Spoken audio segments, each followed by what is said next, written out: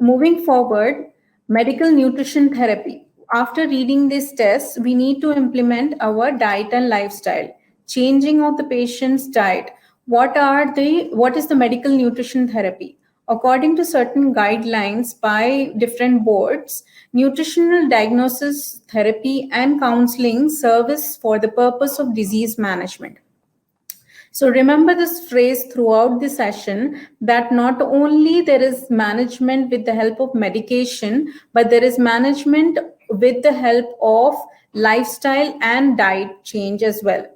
So individuals who are pre-diabetic or diabetic should receive individualized MNT, individualized diet plan as needed to achieve their target goals. Each and every patient will be different. So preferably provided by a registered dietitian who is familiar with the components of the diabetes management.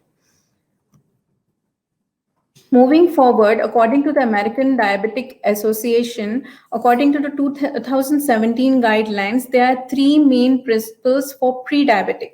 First of all, you need to make sure that the blood glucose levels are in the normal range or managed.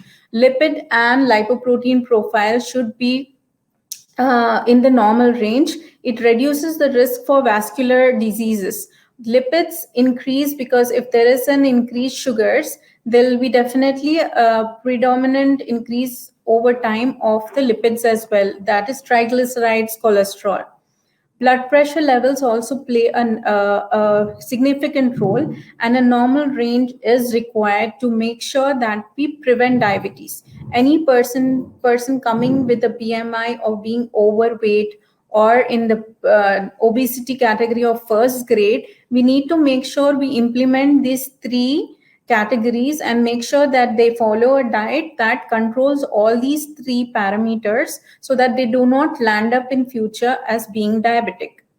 For diabetic patients who are already diagnosed with diabetes, there are three main goals: to prevent or at least slow down the rate of development of chronic complications, which is a side effect of irregular management of diabetes, by modifying their nutrient intake and lifestyle. What might be the complications? Overall, over a period of time, if diabetes is not managed, there will be nephropathy.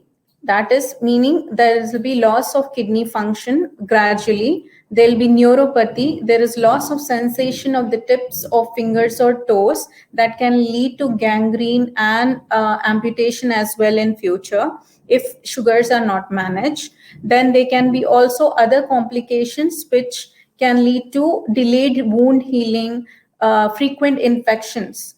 There is another condition which all this can be stimulated by an increased inflammation in the body. If sugar levels are not controlled in the start itself with the help of diet and lifestyle implementation, that high sugar levels over a period of time or a higher HbA1c over a period of time can lead to inflammation in the body. This inflammation, which is the secondary cause, can lead directly to these complications which I just mentioned. So the first tip was that, and the second would be to address the individual nutrient needs. Each and every person will be different. Diabetic doesn't mean we need to just provide a diabetic diet for that person. That person can also have a calcium deficiency or might be underweight, so that we need to make sure that they build protein and maintain their body weight so that they have a proper and a good immune system.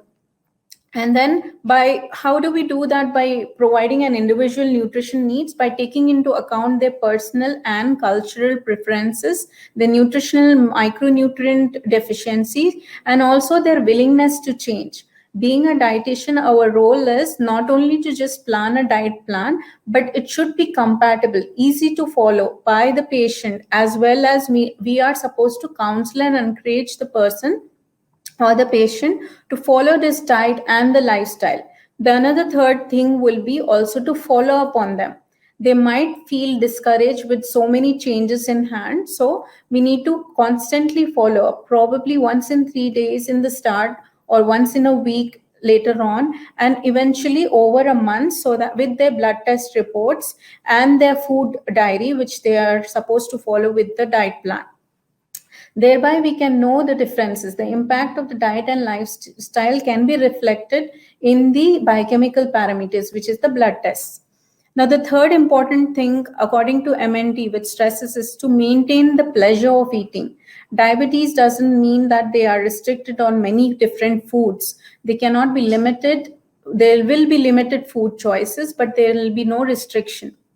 They can even have banana and mango, which is thought to be completely avoided, but once they are control the sugar levels, they have a moderate HbA1c, which is recommended for diabetic patients, then they can choose these foods occasionally.